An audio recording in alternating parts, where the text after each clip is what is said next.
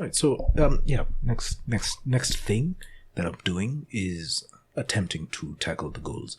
The last video was me warming up to digital art again, and now I'll actually be doing the thing that I was warming up to do. The first of my two goals for the year was the Niskaru from Kingdoms of Amalur. I intended to do a little more than just fan art. I always liked the designs. In fact, the art direction for Kingdoms of Amalur was a large part of why I decided to start taking art seriously. I already wanted to be an artist, but the game sort of solidified the sort of artist I wanted to be, and the sort of art I wanted to create, the sort of things I wanted to create. It set me down the path of really wanting to be a fantasy artist. It's probably my favorite piece of fantasy media ever, actually, now that I think about it. On par with the Wheel of Time series, the books, not the show. The world building and the art direction really gripped me in a way that few things have, and it redefined the way I approach almost everything, even things I'd already done before. A few other things did have a similar effect on me. The Wheel of Time series, the manga series Blam, and even Abara by Tsutomu Nihei. Skyrim, Oblivion, Dark Souls, Absolver, Darksiders, Warframe, Journey. The more I think about these and the effect they have on me, and other things as well, the more I realize that the aspects of these games, movies, books, comics, the things I really enjoyed the most about these are the things that I learned to enjoy while playing Kingdoms of Amalur. The world building, the way the game implied history through the ruins and the creation myths and the lore stones, the tragic nature of the Fae, which are an immortal race in the series, and the landscapes. The landscapes are really well designed. It also changed the way I experienced, the way I thought about things that I had experienced beforehand. Beyond Good and Evil, Lord of the Rings, Trine, a few other things. They all had qualities that I learned to appreciate while playing through Amalur, and upon revisiting them, it's like I had a new hit. It really struck me again. Although, to be fair, those, when I first experienced them long ago, they probably gave me the foundation that Amalur built upon, and I only recognized that foundation and what was building while I was playing Amalur.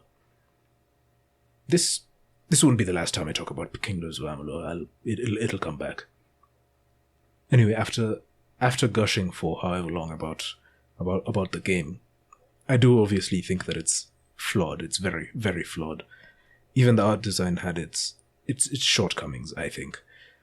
The designs of the Niskaru are one such thing. The Niskaru Tyrant, which is one specific enemy type, is one of my favorite enemy types in the game, and one of my favorite creature designs ever. But the other Niskaru are a bit odd by comparison. I do like the hunters and the blood hunters, the way they come in pairs and barely give you any time to breathe. They really combo attack you, and the bleed procs are nasty. I do also like their design, the pink flames and the floating crystals above their backs, and the bony look to them. And the finger swords. They're all great, but since I just prefer the Niskaru Tyrant, I do find myself wishing that the lesser Niskaru had a design that was a bit more reminiscent of the Tyrants.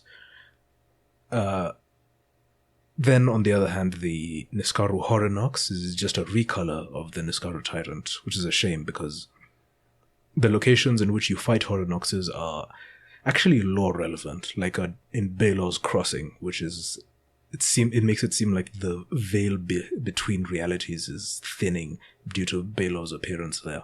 It's lore relevant. It adds to the world building, and it makes me wish that the Horrinoxes were a little more special and a little differentiated from the Tyrants, even if it didn't really have to be that much. But yeah. Anyway, my goal for the year, the goal that I set for myself at the start of the year, was to take on these creature designs and give them my own spin, make changes to their design that I personally would have liked to see. Not a matter of objective quality, just a matter of personal preference. I was going to attempt every single Niskaru enemy type in the game, including the Fatesworn DLC, but obviously starting with a few days left in the year, I won't have enough time. And not enough time to thoroughly think through any of the changes I'm making, no time to polish the artwork, and definitely not enough time to do this with every single Niskaru type. And I also do have another goal which I at least want to check off, to strike a single thing off that checklist. Anyway, I did what I could, which was better than nothing. I started off by looking at concept art, both for the original game, the DLC, and Project Copernicus, which is the thing that 38 Studios did not get to release, unfortunately. It's very sad. The Niskaru Dragon from the DLC was especially useful. It was pretty extensive concept art for that. Its front legs had an interesting three-elbowed look that I stole during my brainstorming. I haven't really put it to use yet, not like fully, but I do hope to do a full exploration of the shape language that the concept art had, so I can adapt it to my own work on my Niskaru designs and in the future. The patterning on its skin, especially, it's something that I attempted with the Niskaru Horrinox, but there's definitely more to it that I want to try. Then also the variation in texture, which things that I need to practice on my own, in separate things, but things that I definitely want to attempt. The different head designs that I brainstormed at the start of this session didn't really have any purpose. If I stumbled on something that I liked, all well and good, but I never really intended to diverge very far from the Niskaru Tyrant design. I just wanted to shift it and make it a little different. They will be useful when I tackle the other Niskaru types, which I do have bigger plans for, somewhat bigger. And of course, these sorts of explorations are useful just in general, for artistic skill, for creature design, in general. Moving on to the Horrinox, of course, I wanted to make something of an elevated form of the Tyrant. I made the skull shape a little more human, although I go back on this. And I add more spikes to the head, more spike shapes, that give it the appearance of a crown, kind of.